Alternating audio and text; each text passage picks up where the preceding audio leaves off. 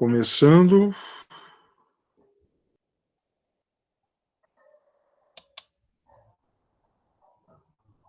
Compartilhar a tela.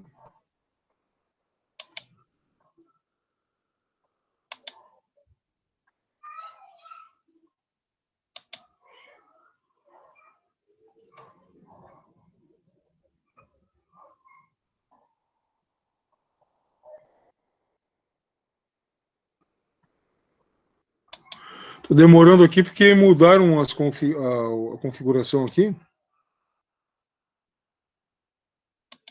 Eu não estou achando compartilhamento de tela.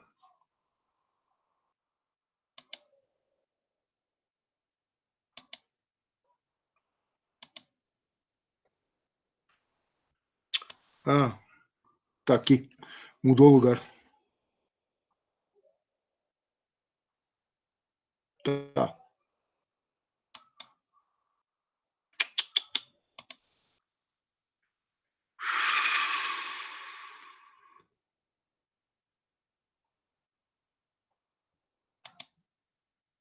Tá.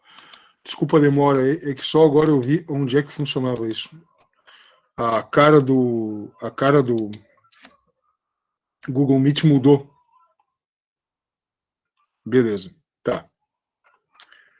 A gente tinha parado aqui, mais especificamente nessa parte aqui, ó, em alianças.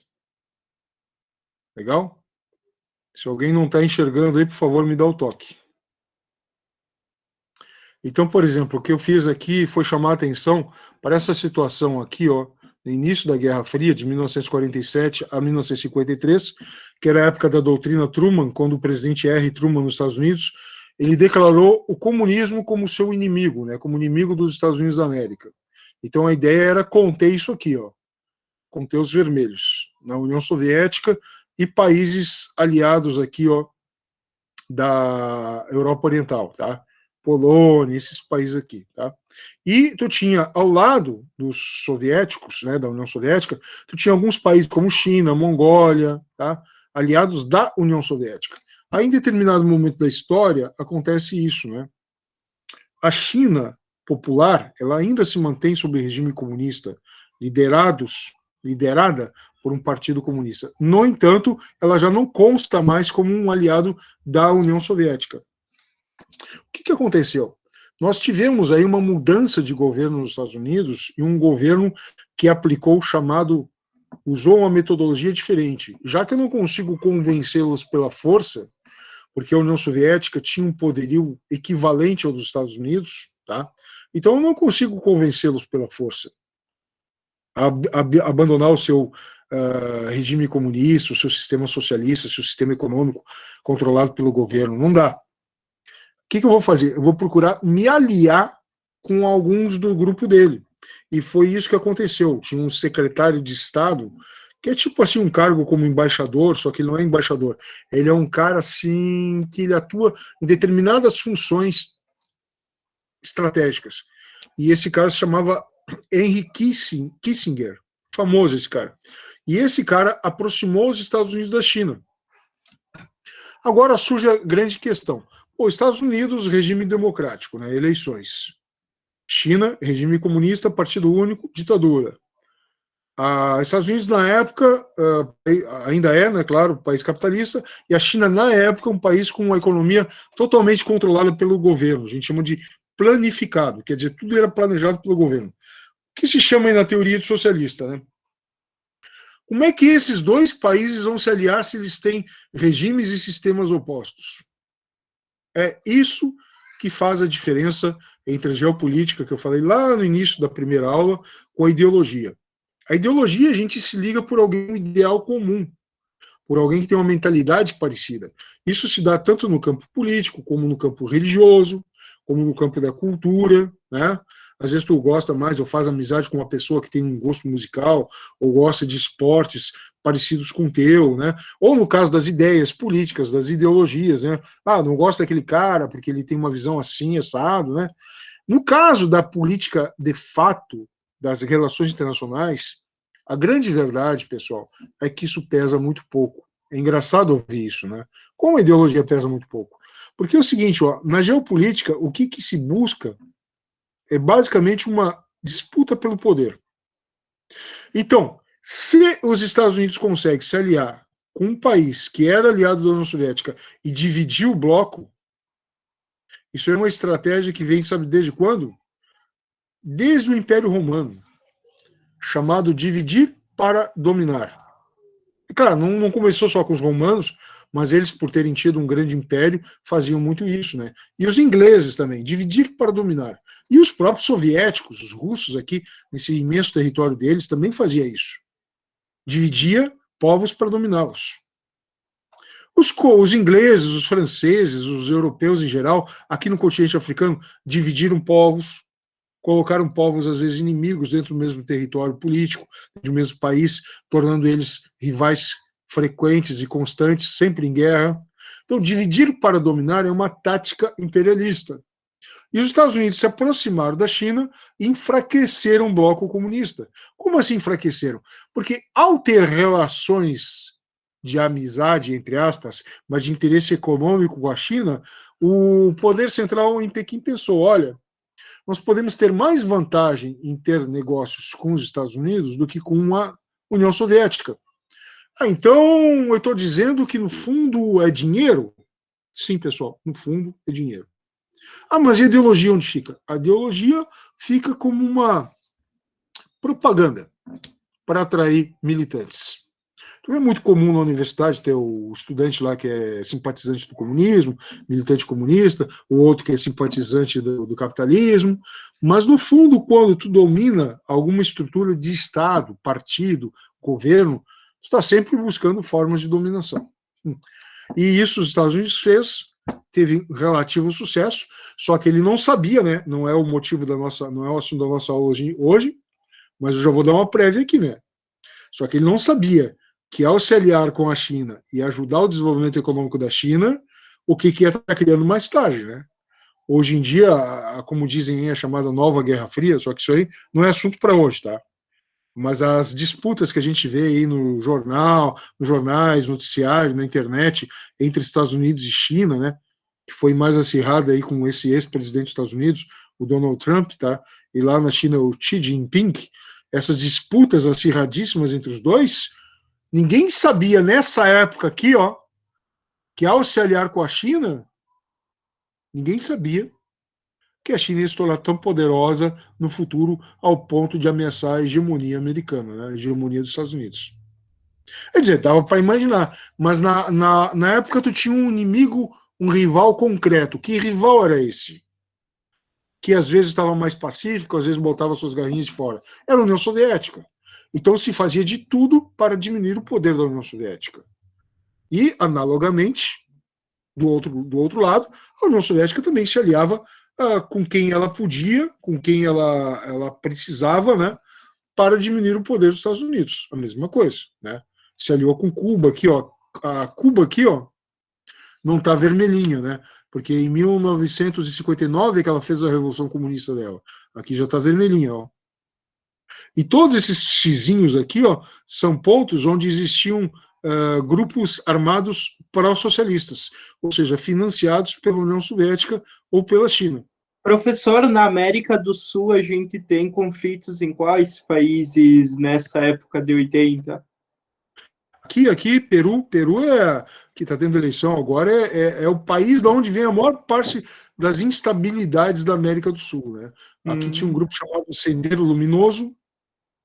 Aqui, na Colômbia, as Farc, Forças Armadas Revolucionárias da Colômbia. E o que as Farc perceberam? Como é que nós vamos nos financiar depois que acabou o socialismo na União Soviética, que dá dinheiro para nós? Como é que a gente vai conseguir dinheiro? Te coloca no lugar da cabeça de um guerrilheiro lá. O que tu vai fazer? Vai ter que ter dinheiro para comprar arma, para derrubar o governo. Não tu vai conseguir. Roubando. Só que roubar é uma atividade meio instável, né? Tu vai lá num banco, assalta, tem troca de tiro, pode morrer. Pensa numa coisa permanente que dá muita grana, já que tu não tem ajuda soviética mais. Tu tá na Colômbia, olha onde é que tu tá. Narcotráfico. Então, as Farc são responsáveis pelo narcotráfico? Não. As Forças Armadas Revolucionárias da Colômbia, elas são responsáveis por cobrar pedágio dos traficantes. Então, os movimentos de guerrilha se associam ao tráfico. E aqui em azul, os xizinhos são grupos armados antissocialistas, que também existiam, contra os grupos armados socialistas. E só para terminar de te responder, Leandro, tu tem também aqui El Salvador, continua até hoje, é um dos países mais violentos do mundo, mais perigoso, é um país pequeno. Tu tem aqui na Nicarágua, tá? País que até hoje está dividido entre grupos socialistas e não socialistas. Às vezes eles param com a guerra. Daí eles começam a fazer eleições, processo democrático. Aí, de repente, um lá faz uma falcatrua, rouba as eleições. Aí já surge novamente um novo foco de guerrilha. Mas até o Brasil teve foco de guerrilha, só que foi muito fraco, né? A Argentina teve, Uruguai, mas foram bem fracos em comparação com esses aqui. Esses aqui, mais ao norte, volta e meia, estão sempre com alguma guerrilha aí. E a Venezuela não estava. Por que a Venezuela não estava aqui do lado desse xizinho aqui? Porque era um país muito rico em petróleo. Ah, mas por que depois teve toda essa confusão na Venezuela, empobreceu? Porque o petróleo caiu o preço no mercado mundial. País que é muito dependente de uma matéria-prima só, quando essa matéria-prima desvaloriza, aí o país se lasca, né? Se lasca. Porque daí para de entrar dinheiro.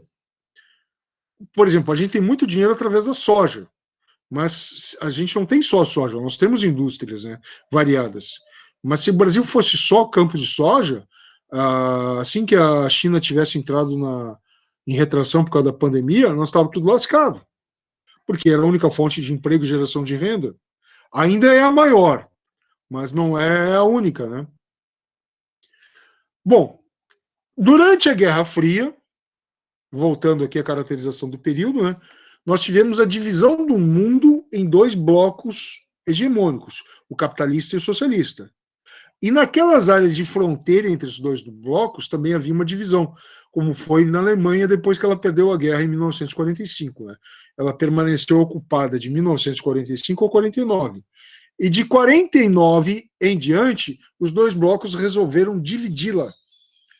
O bloco ocidental capitalista criou a Alemanha Ocidental, com capital em Bonn, e o bloco oriental socialista, o bloco oriental socialista criou a Alemanha Oriental, com capital em Berlim. Só que o detalhe é que Berlim, por ser antiga sede, era dividida em dois setores, o capitalista e o socialista. Então quer dizer que dentro do país socialista havia um enclave, a gente chama isso de enclave, uma coisa que está encravada lá dentro, um enclave capitalista, exatamente. Mas daí os socialistas deixavam os capitalistas entrar? Tinham que deixar, porque os capitalistas tinham bomba atômica.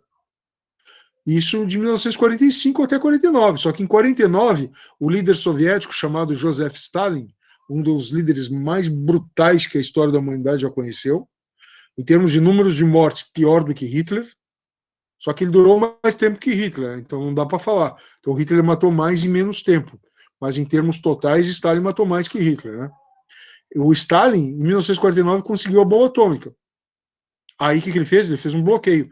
Vocês não vão mais passar. Aí, durante 9 meses, a aviação da Alemanha Ocidental mandou mantimentos para Berlim Ocidental via aérea, numa ponte aérea, ininterrupta, sem parar. Todo dia descendo e levantando voo aqui. Aí, depois de 9 meses, abrandaram as relações. Tá, vocês podem passar por trem, só que não pode descer aqui. E em 1961, entre os dois setores aqui, o ocidental capitalista em cinza, claro, e o oriental socialista em bege, eles construíram um muro. E esse muro foi para quê? Porque como Berlim Ocidental, que era capitalista, tinha um desenvolvimento econômico maior, a população queria migrar do lado oriental para o lado ocidental. Os comunistas, para não deixar isso acontecer, construíram um muro. Por que aqui tem 3 bandeiras no lado ocidental? Estados Unidos, Reino Unido e França. Porque os 3 países administravam esse setor. E o outro setor aqui era a União Soviética sozinha.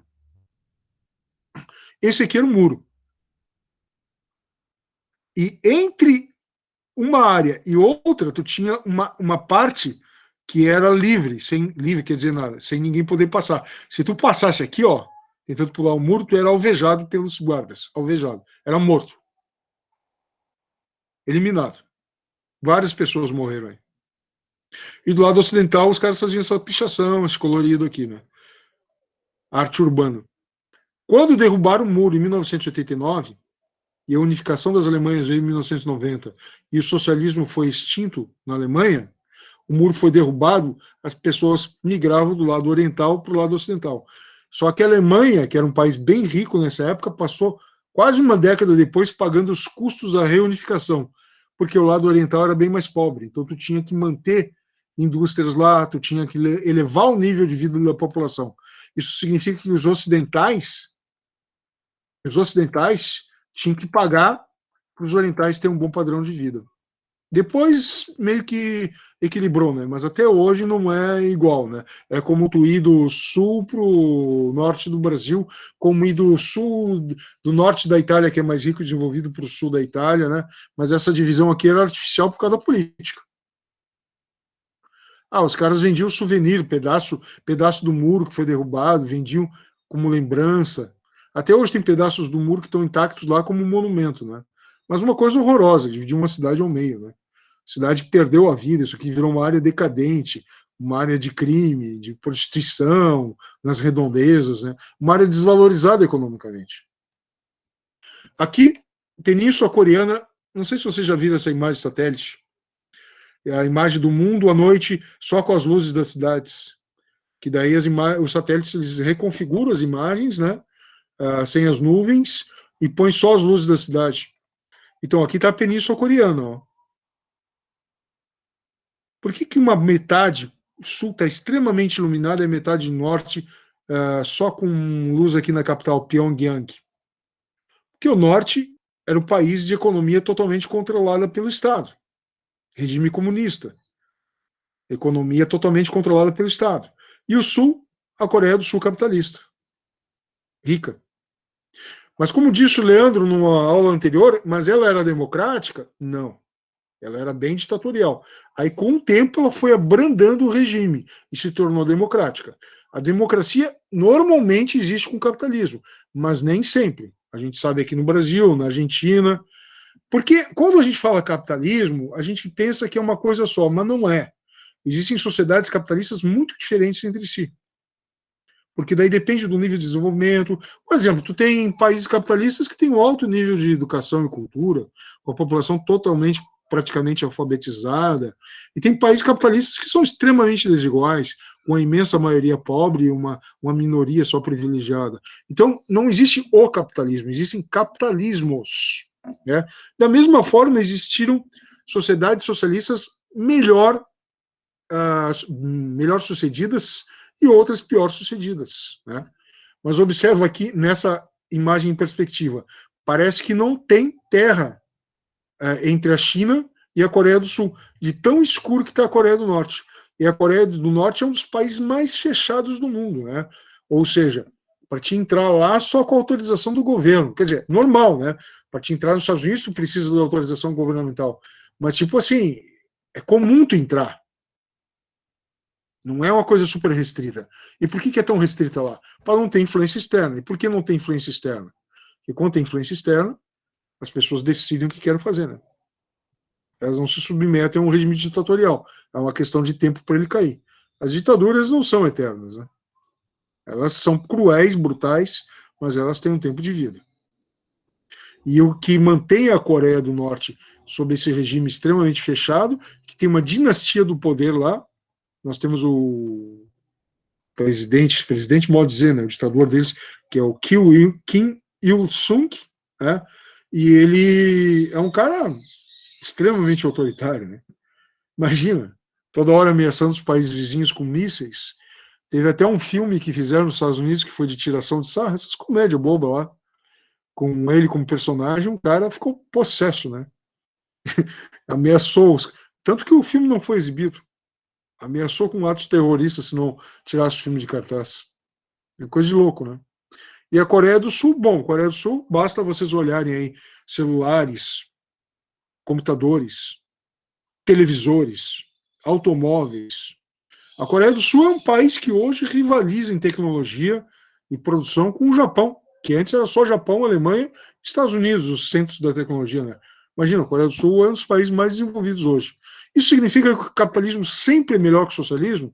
Não significa que o capitalismo sempre é melhor que o socialismo. Significa que em alguns casos, como é a Coreia do Sul, ele se desenvolveu muito, né?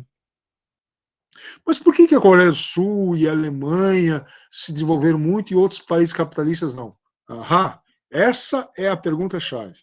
E nisso é o tema do nosso próximo assunto. Dá uma olhada nisso aqui. Ó. Isso daqui é um carro. Conhece essa marca aqui? Se chama Lada. Alguém já viu um Lada na rua? É um carrinho dos tempos soviéticos. Entrou no Brasil uma época aí, tá? Ele é um carro extremamente rústico, com o mesmo padrão dos anos 70. E a tecnologia da Fiat, porque a Fiat era controlada por um sindicato do Partido Comunista na Itália. Aí levou a tecnologia de fazer carro para a União Soviética. A União Soviética nunca foi capaz de ter uma indústria automobilística boa e competitiva e moderna para sua população. Sempre foi ineficiente. Por outro lado, dá uma olhada aqui. Ó. Esse aqui é um MiG de 1940. 1941, 1948. Esse MiG aqui, ó, de 48, deu trabalho para os ocidentais, porque é um caça extremamente hábil, ágil, com pilotos habilidosos, que deu muito estrago para as forças ocidentais. Depois o MiG-29, supersônico, MiG-31 e o MiG-35, que é uma obra de arte da tecnologia aeronáutica. Esse bicho aí voa até como foguete, cara. Faz looping de costas, é uma coisa assim descomunal, entendeu? É uma coisa... Agora a pergunta é, como é que pode um país extremamente competente na indústria aeronáutica, que é muito mais complexa do que a indústria automobilística, evoluir tanto na indústria aeronáutica, mísseis, aviões e tudo, foguetes, e ser tão incompetente na indústria automobilística? O que é que está esquisito aí? Por que no que é mais difícil eles foram melhores e no que é menos complexo eles foram muito piores?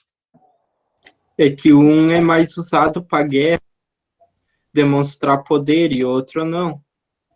Eles estavam no meio da corrida armamentista, então focar em armas. É isso aí. É isso aí. Vocês chegaram no ponto. Olha, por que a BMW tenta fazer um carro melhor do que a Audi e ambas tentam superar a Mercedes, não consegue, mas está sempre uma tentando melhorar mais? Porque elas querem ganhar clientela. Elas querem vender o carro delas. No caso, como a economia do socialista lá na União Soviética era totalmente controlada pelo Estado, com quem que o Estado ia concorrer? Com outro Estado? Só tinha um. Só tinha um Estado, que era o soviético. É a mesma coisa que tu pensar que tem uma padaria.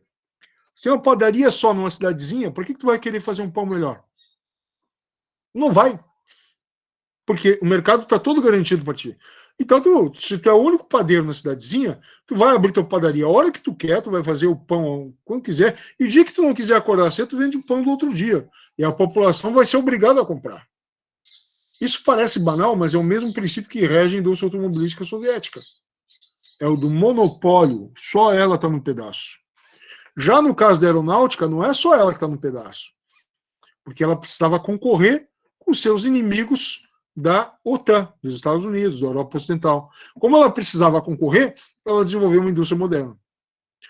Quando a União Soviética não conseguia suprir as necessidades da sua população, na década de 80, com o boom da internet, com a explosão da internet, da tecnologia da internet, teve um carinha lá chamado Mikhail Gorbachev, ou alguns chamam de Gorbachev, que daí seria pronúncia mais em inglês, né? Gorbachev seria mais em russo. Ele pensou, não, nós precisamos modernizar. Vamos fazer uma reestruturação da economia, chamada perestroika, que significa reestruturação. Que significava o quê? Permitiu a existência de empresas familiares, permitiu a abertura de mercado, permitiu o comércio para importação de bens que não existiam na União Soviética, Quer dizer, ele tornou a economia socialista soviética uma economia pré-capitalista. Aí, claro, o pessoal do Partido Comunista, mais linha dura, detestou, tentou tirar ele do poder, deram golpe de Estado, não conseguiram, a população foi para as ruas, porque a população soviética queria o capitalismo. Quem ia naquela época lá para esses países, dizem que a população te parava na rua. Quanto que tu quer por essa tua calça? Que calça? Essa calça jeans. Porque eles não tinham. Só que, olha só o que o Gorbachev tentou fazer junto. Glasnost, que é uma palavra russa que significa abertura. Que abertura? Abertura democrática. Só que, ao fazer isso, aí que foi o X da questão. Ele implodiu a União Soviética. Porque a União Soviética, na realidade, era um império russo com outro nome. E a Rússia dominava ali outros 14 países com mais de 100 etnias. E tinha muitos grupos ali que eram desfavorecidos perante o russo.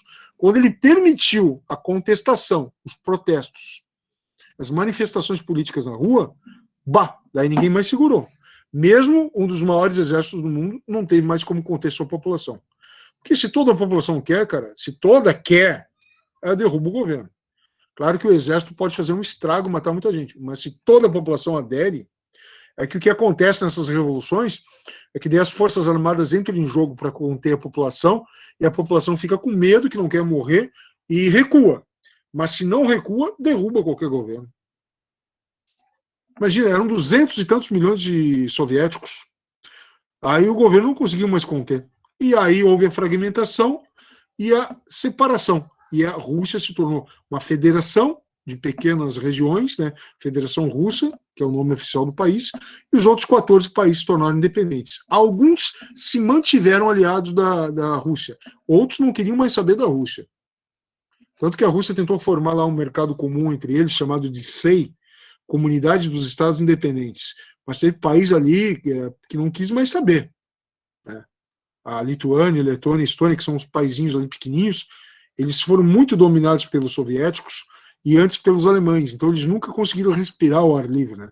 Aí quando eles conseguiram em 1991, nossa, eles não voltaram atrás.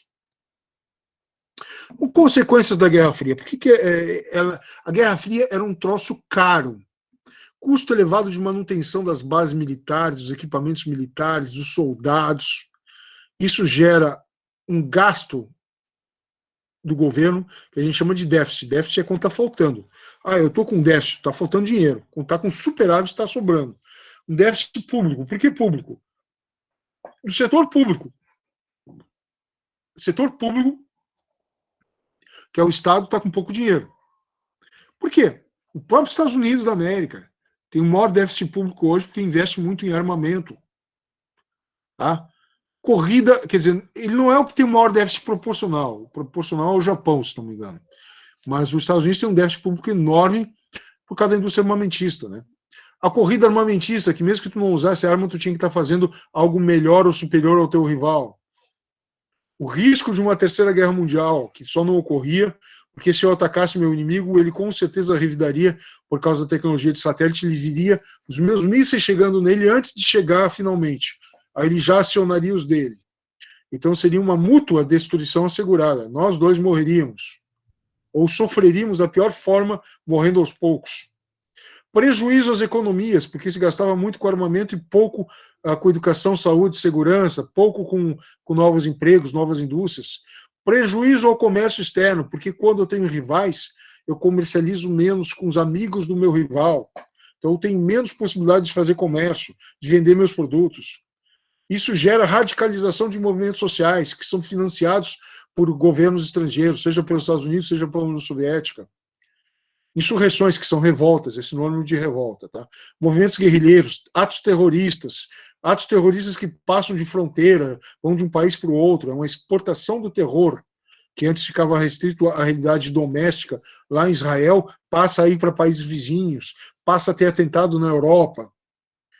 Regimes populistas, que são aqueles que prometem muito, aumentando o déficit público, vou construir moradia para todo mundo, tá, mas não tu vai tirar dinheiro. Isso a gente vê depois. Aí eu começo a emitir mais papel moeda para dizer que tem dinheiro, mas não aumentei a capacidade de produzir cimento. Então daí o cimento fica mais caro, gera inflação. Regimes populistas são regimes que estão voltando aí, viu? Regimes de governantes que prometem muito sem ter condições de manter aquele compromisso. Fundamentalismo religioso, movimentos que querem recriar sociedades baseadas em princípios religiosos. Crescimento da pobreza devido aos gastos com guerras. A região está muito ruim onde os pobres moram, migram para outros países, gerando vários problemas. Migrantes ilegais da América Central para os Estados Unidos, da África para a Europa. Aí gera crise de refugiados, estão fugindo das guerras, às vezes os governos se comprometem a ajudá-los. Cara, a Guerra Fria, mesmo que não ocorresse uma guerra direta, sem pensar na questão moral e humana, que é a principal, mas pensando na questão econômica, ela é dinheiro indo pelo ralo. Então, havia todos os motivos para ela acabar. Essa foto, que mostra um presidente americano, que muitos não gostam, mas ele foi um grande presidente na Guerra Fria, conversando com Gorbachev, que é esse presidente soviético. O cargo oficialmente falando, secretário-geral do Partido Comunista da União Soviética, mas equivale ao presidente, tá? Os dois conversando e trocando sorrisos aqui. Isso é uma foto histórica.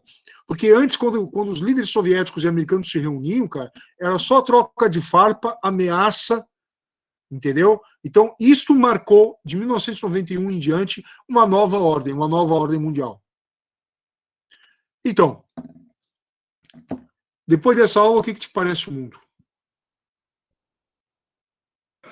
Professor, então nós podemos compreender que os problemas com o islamismo e companhia vêm muito daí também, pelo fundamentalismo religioso vindo da Guerra Fria, enfim.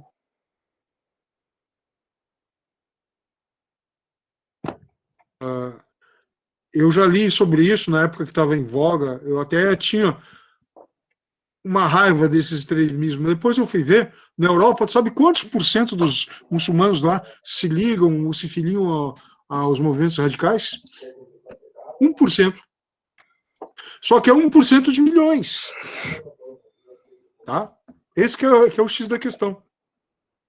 Agora vamos ver isso aqui numa perspectiva histórica. Aqui está uma linha de tempo embaixo, de 1900 até 2000. Esses círculos representam o número de mortes em cada guerra. Aqui, ó, na Segunda Guerra Mundial, onde mais morreram pessoas, 50 milhões. E aqui nas guerras atuais. Apesar dos pesares, apesar de toda a desgraça que existe no mundo, o número de mortos em guerra está diminuindo. As guerras estão matando cada vez menos. Isso significa que o mundo está perfeito? Não. Mas em termos relativos, está melhorando. Pessoal, eu, na minha ingenuidade, achei que eu ia conseguir trabalhar esse slide aqui com vocês, ó. Não tem jeito. O que eu vou fazer, então? Só para terminar aqui e não avançar na aula do colega, tá? O que eu vou fazer? Eu vou fazer um vídeo e disponibilizar para vocês. Amanhã já está no Moodle, tá? E a avaliação que seria de hoje até sábado, eu vou aumentar um dia para não prejudicá-los. Aí nesse vídeo eu vou comentar aquela trilha de slides aí, tá? Beleza? Aí assim vocês têm mais subsídio para responder as questões. Embora aquilo que eu tenha dito, né?